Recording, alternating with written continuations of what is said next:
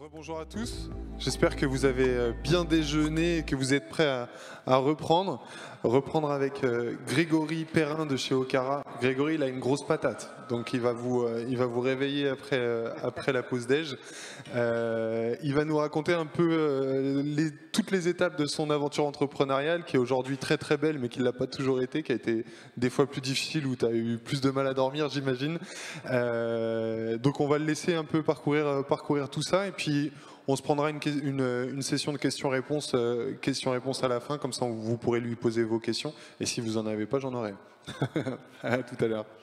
Bonjour à tous, merci d'être là. Alors c'est une heure, pas facile, on m'a demandé à quelle heure je voulais passer, j'ai demandé quelle était la plus difficile, on m'a dit c'est contre l'AI et juste après déjeuner. J'ai dit super, je veux la faire, j'aime bien être en petit comité, on n'est pas nombreux, ça va être super cool.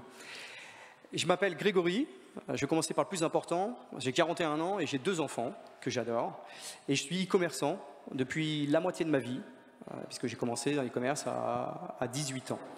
Je ne vais pas revenir sur le parcours, parce que je l'aborderai quand je parlerai de mes échecs.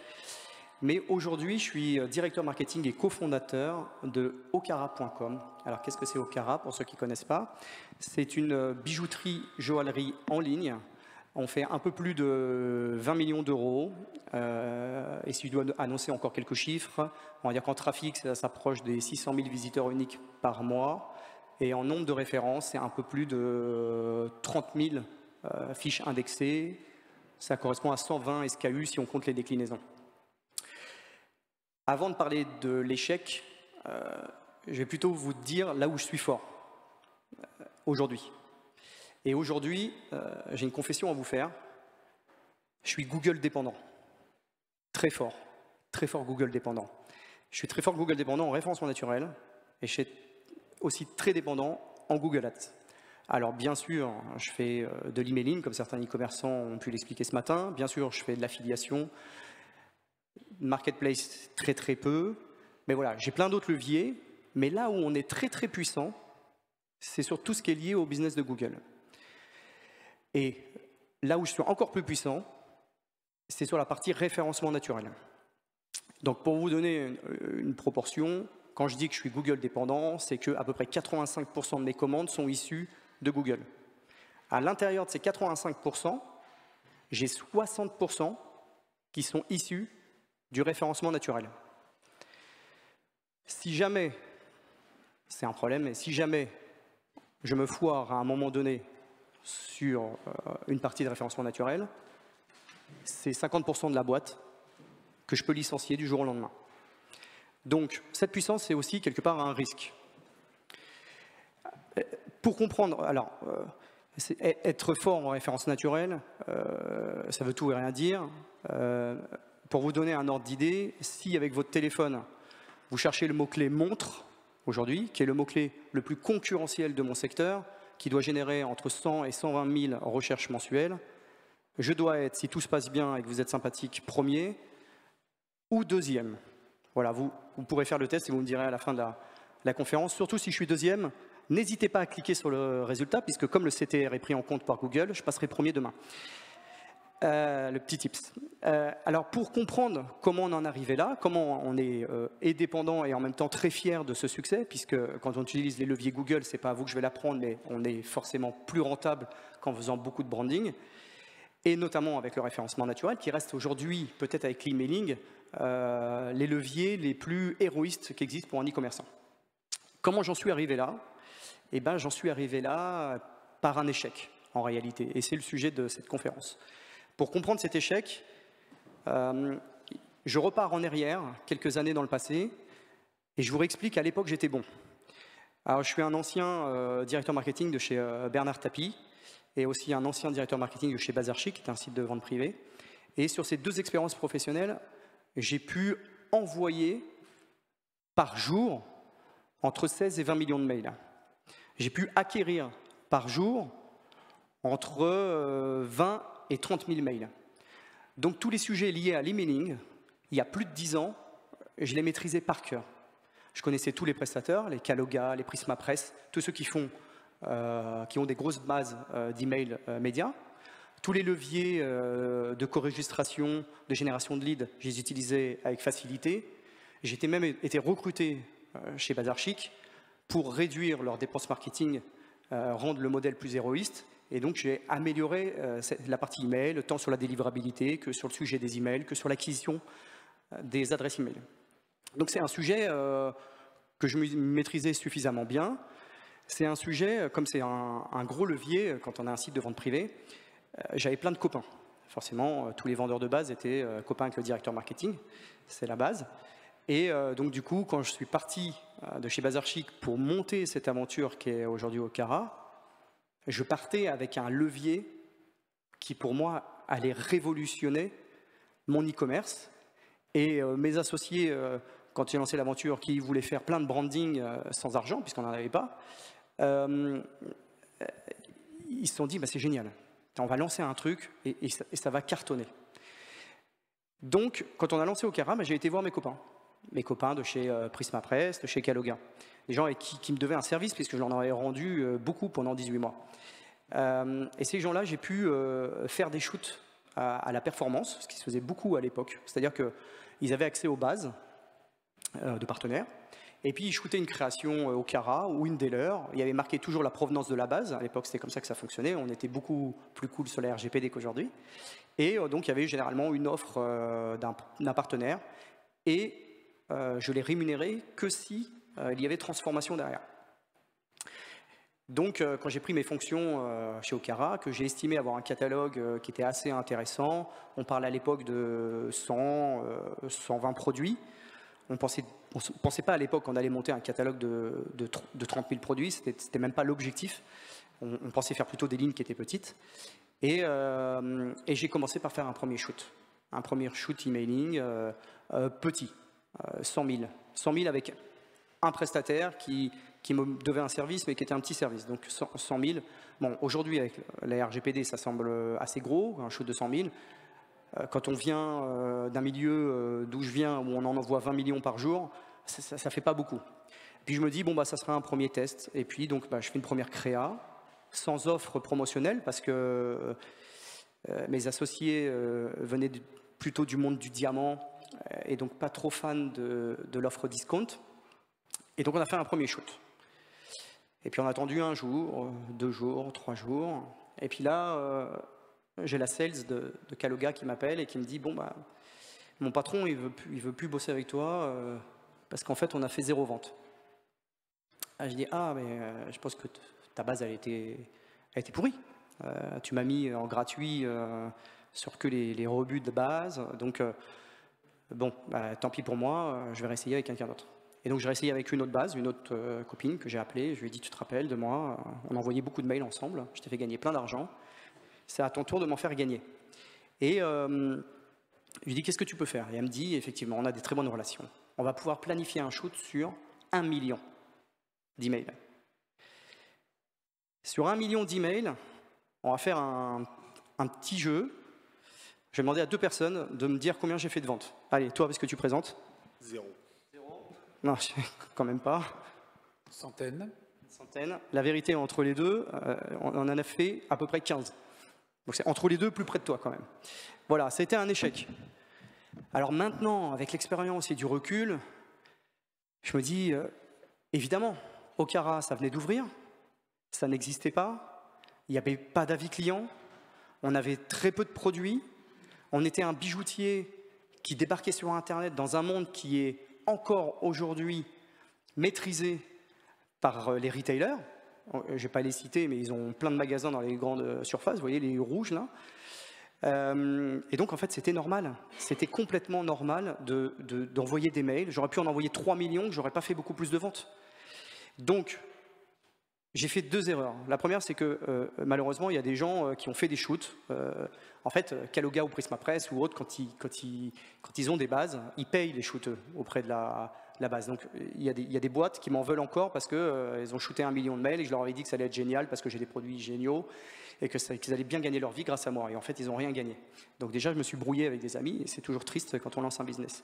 Et puis la deuxième, c'est que en fait, j'ai spammé des gens qui ne voulaient pas du tout entendre parler de moi parce qu'ils ne me connaissaient pas.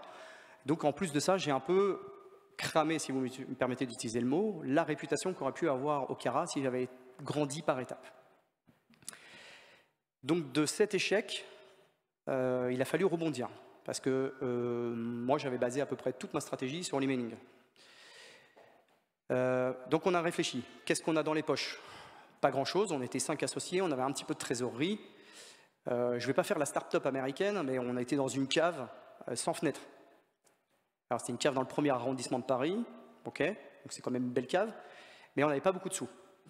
Donc on s'est dit, bon bah, il faut trouver un autre levier. Qu'est-ce qui existe comme levier? Bon bah, il y a l'ADS, ça tombe sous le sens, il faut qu'on en fasse. Donc on a été voir des premières agences, et puis également des freelances, et puis on leur a demandé voilà, ce qu'on peut faire avec notre budget, et puis ils nous ont dit bah, pas grand-chose, parce qu'avec 300 balles par mois, sur un marché qui est émergent, où la demande n'est pas démocratisée, encore une fois, à l'époque on vendait que des bijoux, les gens voulaient voir leurs bijoux, donc avaient pris l'habitude d'aller dans grande surface, donc voilà, ça ne va rien donner. Donc avec un budget bas, on a laissé tomber la partie ads.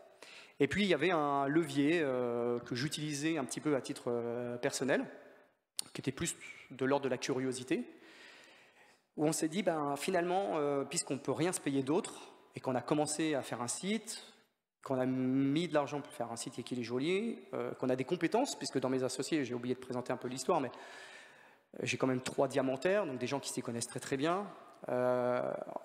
Est-ce qu'on fait marche arrière? Est-ce qu'on change le modèle? Est-ce qu'on change? Non. Alors on a décidé de prendre du recul et de mettre en place donc, une stratégie de référencement naturel qui n'était pas du tout prévue à l'origine, parce que moi, du coup, ce n'était pas du tout le carcan que j'avais pour la boîte. C'est comme ça qu'on est venu au référencement naturel.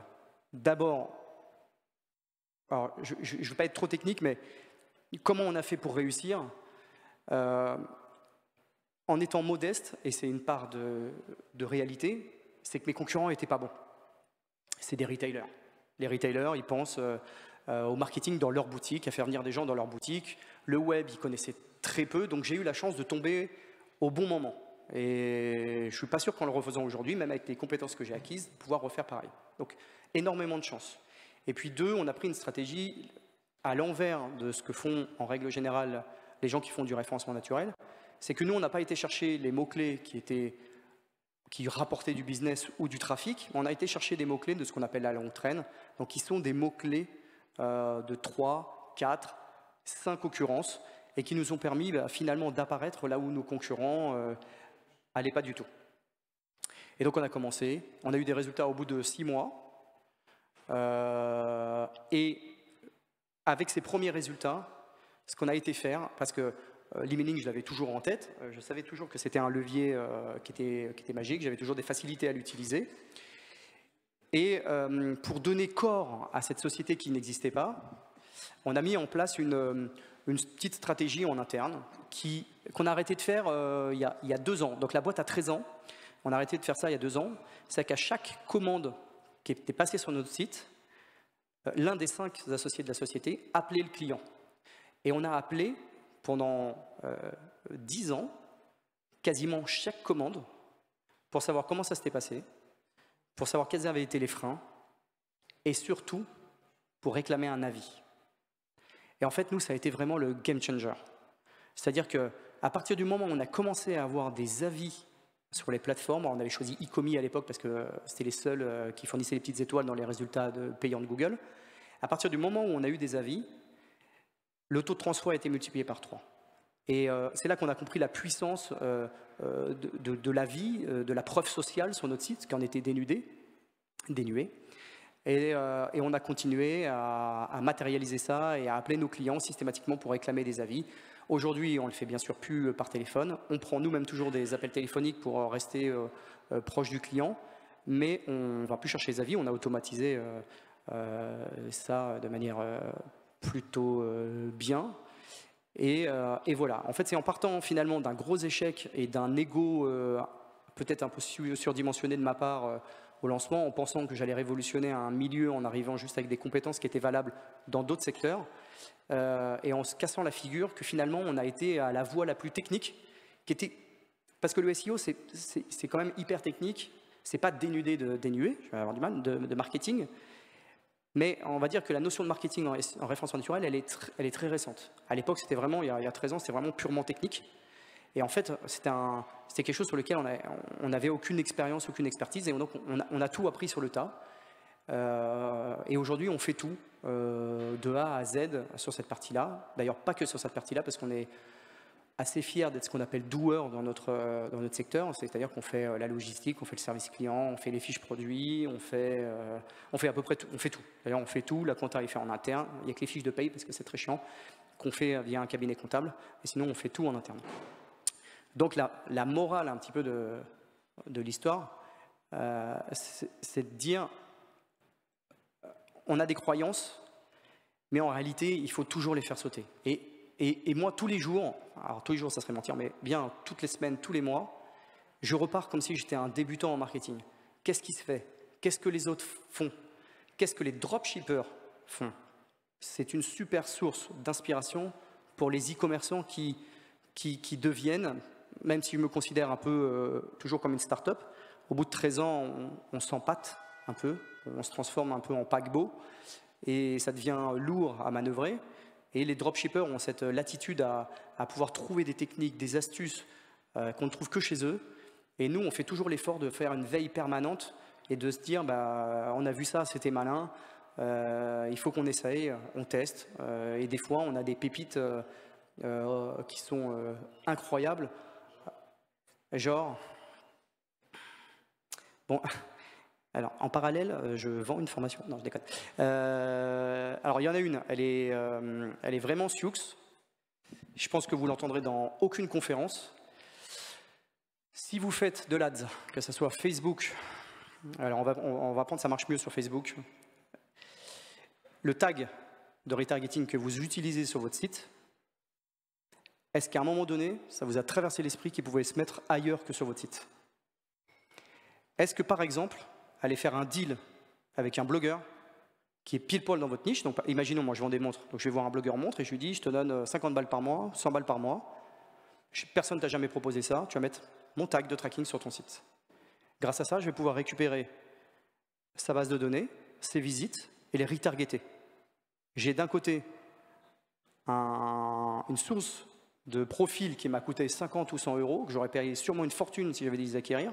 Et de l'autre côté, c'est des clients que je peux déduire des miens, puisque c'est un tag de retargeting. Donc je peux les déduire des miens pour adresser que les nouveaux clients et qui sont 100% thématisés.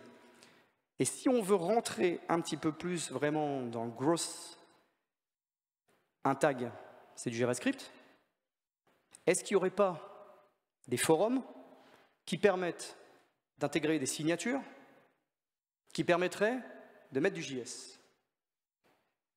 Eh ben, dans certaines thématiques, comme la mienne, il y a des forums qui existent depuis plus longtemps que ma boîte, qui existent depuis 15 ans. Je ne peux pas le citer, sinon il va fermer le truc, mais c'est un forum PHP-BB qui n'est pas très à jour.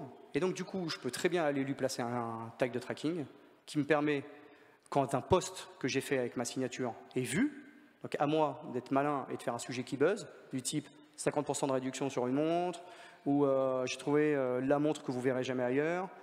Et plus le post est vu, et plus je vais pouvoir retargeter ces gens-là qui sont des passionnés d'horlogerie.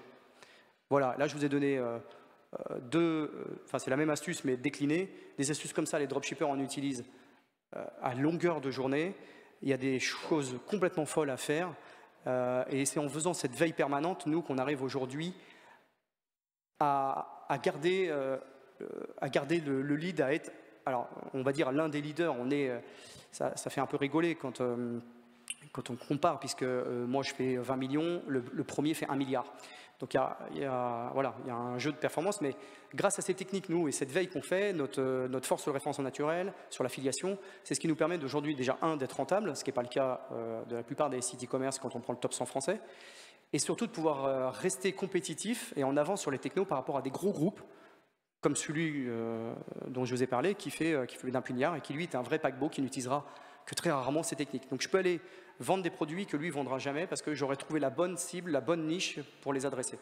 Et des astuces comme ça là, bien sûr, il en existe des vingtaines, des trentaines, des centaines, selon les thématiques, selon les supports, selon vos sites, selon les niches surtout. Et voilà, il y a beaucoup de choses à faire. Donc je répète, la morale, c'est que parfois on est arc-bouté sur des stratégies parce qu'on est le nez dans notre quotidien. Et en fait, notre quotidien à un moment donné, il faut arrêter de le subir, comme on le fait tous. Je suis débordé, je ne peux pas faire des tests, je remets ça à demain, et je le fais. Hein.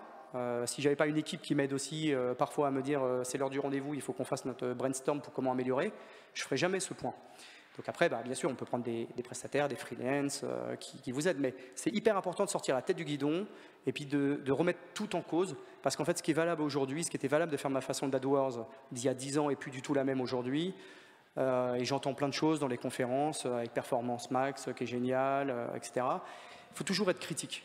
Et je pense que c'est ce qui fait une force d'Okara, c'est qu'au marketing, on est très très critique. Voilà, si on me dit quelque chose, là je vous ai parlé du tracking, en fait l'idée c'est pas de m'écouter et de me dire ah, c'est génial et puis d'aller le raconter à un pote, non, c'est d'aller le tester et de voir si c'est puissant ou si c'est pas puissant. C'est ça le vrai pouvoir critique. Et puis c'est tout. Ah ouais, il me reste quelques minutes. Non, alors je disais en introduction, vous avez raté la conf sur l'IA. Et je comprends que c'est hyper intéressant et tu fais bien de me relancer. Est-ce que certains parmi vous, hormis Lollipop, génèrent leurs fiches techniques avec de l'IA? Aucun? Fait des essais, bon, des essais ça va.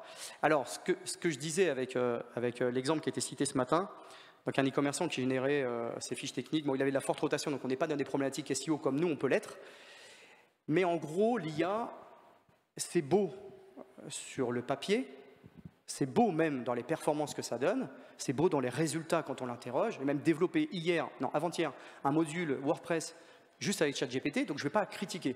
C'est magnifique, on peut faire de belles choses. Par contre, l'IA, et j'appuie bien sur le actuel, ne permet pas d'obtenir des bons résultats en référencement naturel. Comment je peux l'expliquer? Alors, pourquoi je le dis? Déjà parce que ça fait plus d'1 an et demi que je teste l'IA pour l'e-commerce et pour l'édition de sites web. Parce que, à titre personnel, j'édite beaucoup de sites web pour garder la main en fait, sur les techniques, ce qui se fait, etc. Donc je me plante beaucoup, 90% du temps, d'où l'échec. Et je réussis 10% du temps. Ce que j'applique, c'est 10% à Okara. En fait, l'IA se base sur des dictionnaires de mots qui est la SERP, peut-être qu'elle a été, enfin les résultats, une base de données telle qu'elle a été prise à un instant T, même si avec AutoGPT et tout ça, on peut l'alimenter. On va dire qu'elle se base sur un dictionnaire qui est énorme, qui est le web. Voilà. Et dans le futur, ça sera le web vraiment au sens large du thème, pas juste un extract. Et le problème, c'est que le web, c'est alors je vais être vulgaire, excusez-moi, c'est 99% de merde pour 1% qui est bien. Et ça, l'IA, elle ne sait pas ce qui est bien.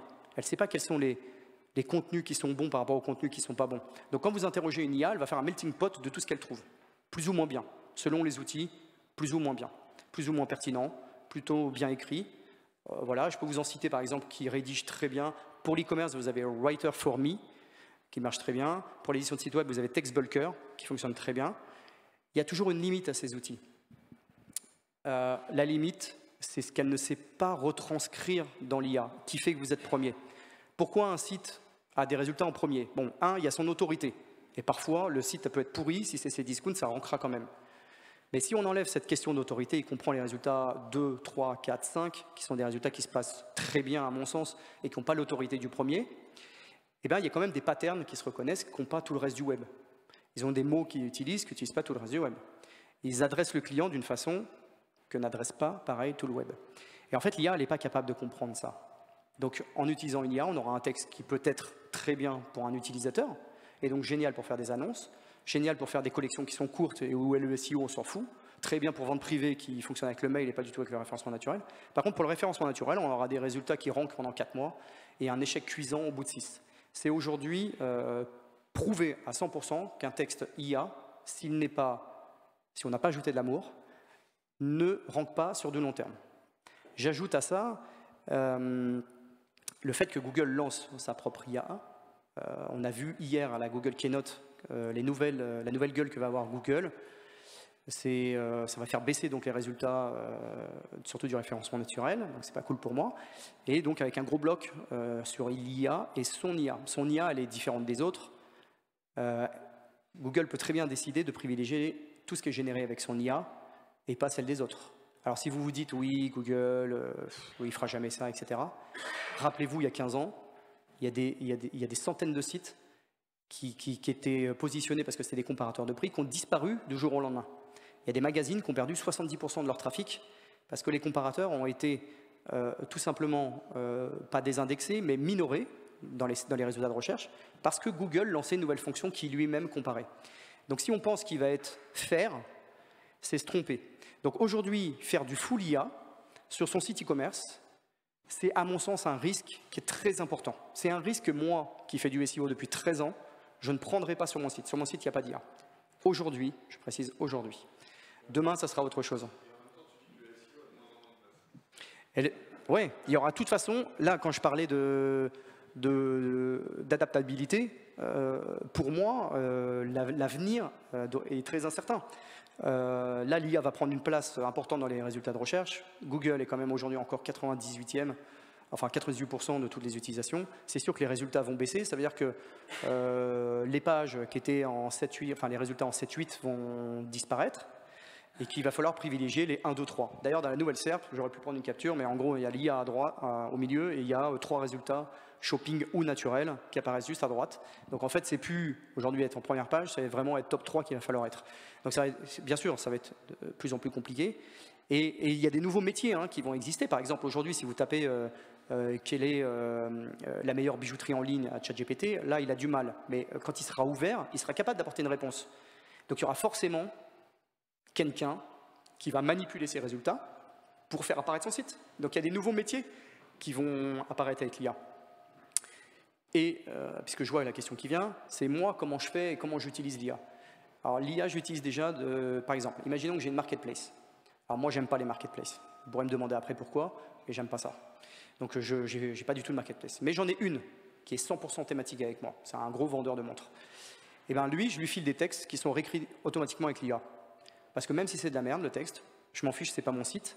Et lui, sa grosse capacité, c'est à remonter sur des catégories et pas sur le texte de la fiche produit.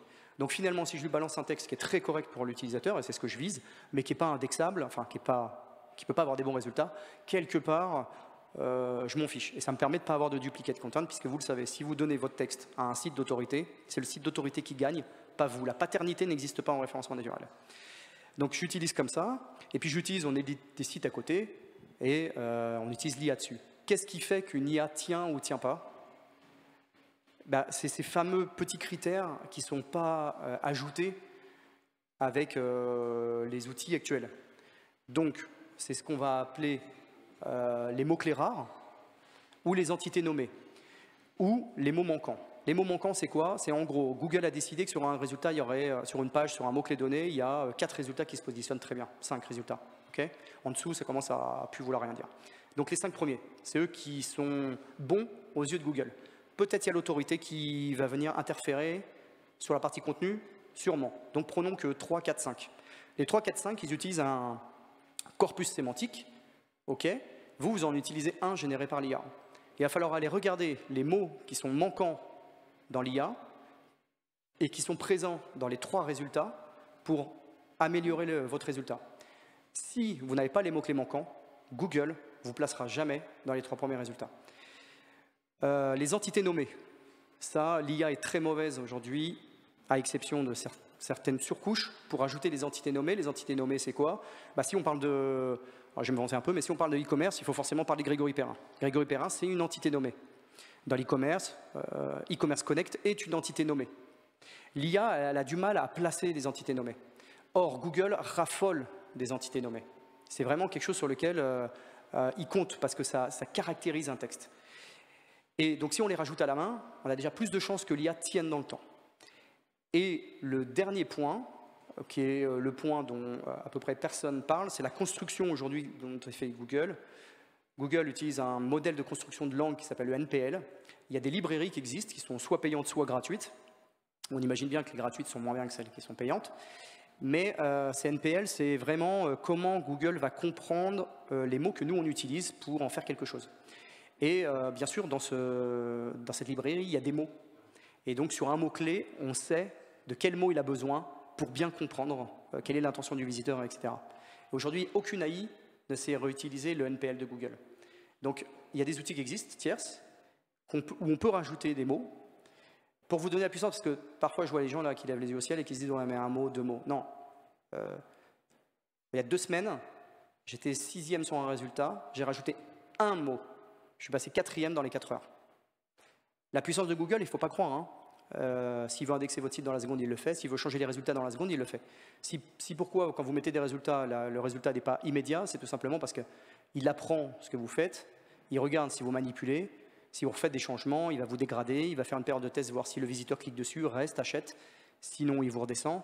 Mais en réalité, il a la capacité technique de changer les résultats quasiment en temps réel. Donc si vous ne voyez pas des changements immédiats, c'est normal. Mais en gros, un mot peut changer vraiment un positionnement. Bien sûr, quand on respecte tous les autres critères. Je ne dis pas qu'en rajoutant un mot, vous allez passer premier. Je dis à concurrence égale, critères d'autorité égale. S'il y a des mots qui manquent, c'est vraiment game changer. Et ça, l'AI ne sait pas. C'est les 3 critères de corpus que je viens de vous donner. À date, l'AI ne sait pas le faire. Certaines surcouches peuvent le faire, comme TextBulker, parce qu'ils crawlent la SERP pour enrichir les textes. Mais tout ce qui est logique métier, corpus sémantique lié à votre métier, voilà, il faut faire de l'AI en les utilisant. Sinon, ça tombera au bout d'un certain moment. Voilà, c'était pour la petite partie AI, histoire que vous ne soyez pas déçus de ne pas assister à la conférence à côté. Bonjour. Moi, j'ai une question sur un sujet que vous n'avez pas abordé. J'ai regardé sur votre site, visiblement vous n'êtes pas présent à l'international, enfin le site n'existe pas en anglais. Et du coup ma question, vous avez l'air particulièrement pointu sur l'acquisition de clients et sur l'optimisation de la conversion. Du coup, avec cette maîtrise, pour quelles raisons n'avez-vous pas, depuis 13 ans, été sur les marchés européens, Allemagne, UK, Espagne, Italie? Est-ce que c'est lié précisément à cette... pour consolider ce que vous faites sur la France, ou est-ce qu'il y a une autre raison? Alors, il y a plusieurs raisons à ça. C'est une très très bonne question, parce qu'on se la pose à peu près toutes les semaines en interne. La réponse la plus simple, qui n'est pas forcément la plus juste, c'est qu'on a encore beaucoup à faire sur la France. Beaucoup. C'est un marché qui est émergent. La bijouterie, le web, ça a débarqué dans la bijouterie il y a 10 ans. On a eu 3 ans de progression rapide, mais quand même pas avec des métriques intéressantes. Il y a encore beaucoup à faire sur la France. On n'est vraiment pas leader sur tous les produits qu'on distribue et on préfère se concentrer sur ce qu'on maîtrise. On fait un petit peu d'international. On a un premier test en espagnol. On s'est adossé avec un distributeur avec qui on s'entendait bien pour faire un site espagnol. Et en réalité, on a essayé de piloter un site à l'international depuis la France. J'aurais pu le donner dans les erreurs, mais c'est une erreur. Pourquoi? Parce qu'en fait, selon les pays, la façon de réfléchir est complètement différente. Et en fait, même le SEO, la façon de penser le référencement naturel, elle ne sera pas du tout pareille. Ce n'est pas les mêmes mots, ce n'est pas les mêmes ce qu'on appelle cohortes de mots. C'est très compliqué. Alors oui, les ads, tout ça, c'est la même logique. Mais vu que nous, notre socle, cœur, notre ADN, c'est le référencement naturel, il faut forcément que ça en passe par là. C'est-à-dire qu'on ne va pas lancer un site si on ne maîtrise pas cette partie-là. Pour vous donner un ordre d'idée, en Espagne, alors je ne sais pas s'il y a des typiques d'Espagne ici, mais par exemple, Noël, c'est pas un truc de ouf. Voilà, c'est la galette des rois. La galette des rois, c'est là où ils s'offrent des cadeaux, des médailles en or. C'est incroyable. En France, nous, la galette des rois, on mange une galette, quoi, c'est tout. Et donc, du coup, chaque pays a sa façon de faire. Et tant qu'on n'est pas capable de faire les choses bien, on n'ira pas. C'est aussi un peu notre façon de faire, peut-être jusqu'au boutiste. Mais si on n'a pas une équipe dédiée à mettre en place, etc., on ne va pas le faire. Moi, je n'ai pas le temps de gérer une équipe internationale. Donc c'est pour ça qu'on est focus en France. Par contre, ce qu'on fait, c'est un peu plus sioux, c'est qu'on est nous-mêmes notre propre concurrence. C'est-à-dire qu'Okara, c'est un site, mais Okara, c'est 4 sites. En réalité, j'ai d'autres noms de domaine sur des produits que je distribue sur un site, avec des fiches techniques qui sont différentes, des noms différents, des backlinks différents, des façons de fonctionner de marketing différentes, et parfois 2 places dans la SERP sur un même mot-clé. Donc je crée ma propre concurrence, parce que je maîtrise parfaitement la France, et donc avec ça, je peux me créer première place, deuxième place. Si jamais le SAV de Okara n'est pas bon et que je perds un client, je peux le rattraper sur un autre de mes sites. Si jamais la promotion que j'ai en cours sur un de mes sites n'est pas bonne, je peux le rattraper sur le deuxième. Si jamais j'ai un problème sur un site, j'en ai toujours 3 autres qui viennent à la suite. Donc c'est des sites qui sont nichés, des sites où on s'auto-concurrence, il y a une vraie guerre interne sur qui est le meilleur. Sachant qu'à chaque fois, forcément, c'est Okara qui est un peu meilleur, mais le but, c'est toujours d'essayer d'être positionné juste derrière ou juste après pour avoir une chance de récupérer un client. Il ne faut pas oublier qu'il y a des clients qui sont prêts à acheter chez un généraliste. Moi, je me considère comme généraliste parce que je vends des montres, des bijoux, maintenant un petit peu de sacs, donc je suis devenu un généraliste. Il y a des gens qui préfèrent aller acheter sur un site qui ne vend que des montres automatiques, parce que c'est un spécialiste. Comme il y a des gens, même si je suis premier en résultat naturel, cliqueront sur le résultat payant parce que ça les rassure. J'entendais ce matin dire il faut enlever les campagnes qu'on achète sur son nom. C'est 1 centime, c'est pas ça qui coûte cher, ça donne des résultats qui sont d'ailleurs très bons sur les misspells, etc. Donc je préfère créer ma propre concurrence pour l'instant que d'aller à l'international. Mais c'est un vrai sujet et probablement qu'on ira et c'est une très bonne question.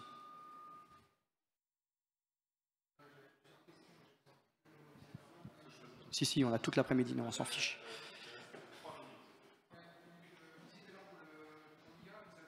Un réseau de sites, est-ce que vous utilisez ce réseau de sites uniquement pour faire des tests ou vous en servez aussi pour faire des backlinks? Quand je regarde sur SEMrush, vous avez un bon réseau de backlinks, donc on en achète tous, mais est-ce que nous concrètement, on a un PBN, un Private Business Network, où au niveau... Faut pas dire. Faut pas le dire. On n'a pas le droit, si tu veux, enfin bon, bref. Mais tout le monde le fait, c'est comme le Tour de France, personne n'est dopé, mais... Enfin bref. Et donc ce que je veux dire, c'est que nous, sur le site, on ne fait pas du tout d'IA, on fait plutôt à la main. Par contre, sur les PBN, comme on essaie de ranker rapidement pour et positionner quelques mots et vendre des liens ou en acheter, est-ce que vous pensez que c'est une bonne stratégie ou pas? Alors, forcément, je ne le fais pas. Mais, alors, il y a une très bonne question encore. Avant, on les faisait full main. Parce que moi, mon but, en fait, en théorie, on n'est pas obligé. On pourrait faire de l'IA bateau qui ne rank pas. Le but, c'est de transmettre du jus, et pour ça, ça fonctionne. Okay, du moment qu'il est indexé, finalement, et encore, a priori, il y a des théories sur la non-indexation, mais du moment qu'il est indexé, pour moi, ça suffirait. Maintenant, comme je disais tout à l'heure, on est un peu jusqu'au boutiste. Moi, même si je fais des sites à côté, je veux qu'il rank, parce que pour moi, ça apporte un signal supplémentaire. Et puis, si au passage, je peux prendre une vente, bah, tant mieux. Donc, les sites sont plutôt qualitatifs. Donc, jusqu'à présent, ce n'était pas fait avec de l'IA. Par contre, aujourd'hui, oui, on le fait. Parce qu'on a, en fait, comme je vous disais, moi, mon concurrent, il fait 1 milliard, je fais 20 millions. Vous imaginez que le budget marketing, ce n'est pas tout à fait le même. Il a découvert le SEO, lui, pendant le Covid, puisqu'il a fermé 300 magasins et puis qu'il a fait 0 chiffre d'affaires. Donc, quand il est sorti du Covid, c'était parti, quoi. C'était la fête. Je fais du SEO, des landing pages. Enfin, il a tout fait bien. Il m'embête beaucoup. Et du coup, ce qui me permet encore d'avoir de l'avance, c'est cette partie autorité que lui a que par son nom, mais n'a pas sur ses catégories, etc. Donc j'ai dû redoubler d'efforts, moi. Et pour ce faire, je n'ai pas un budget marketing qui est illimité. Un rédacteur, si on veut du vraiment qualitatif, ça coûte très cher. Et c'est vrai que l'IA apporte ce rapport qualité-prix qui est incroyable. Donc pour un réseau de sites, oui, mais comme je suis jusqu'au boutiste, je rajoute toujours ces 3 critères que j'ai dit, et puisque on va se tutoyer, puisque tu as un PBN, tu es déjà au courant des outils qui existent, obligation de passer sur YoTextGuru, d'ajouter les mots-clés manquants, et puis SEO Ranker pour avoir le NPL de Google. Et ça me permet d'avoir des sites qui rankent quand même en AI. Mais jusqu'à quand? Voilà, c'est...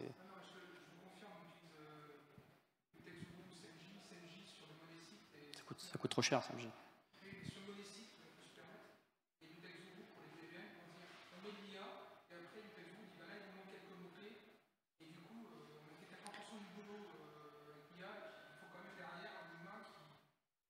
Alors pour du PBN, oui. Moi, pour mon money site, je ne le ferai pas. Je ne le ferai pas, pourquoi? Parce qu'il manque les autres critères que j'ai donnés, entité nommée et NPL. YoTextGuru seul, ça ne donnera rien.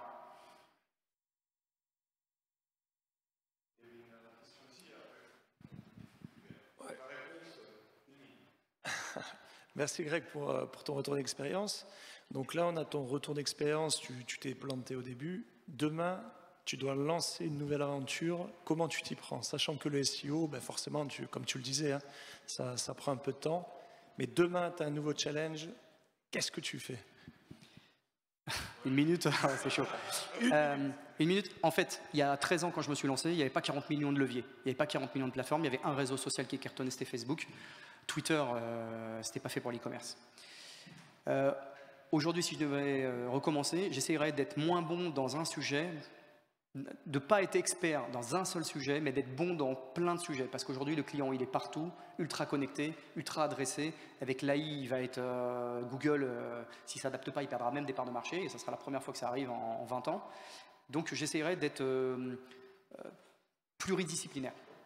Voilà, et pas focus sur un seul sujet, même si ça me rapporte tout mon chiffre d'affaires.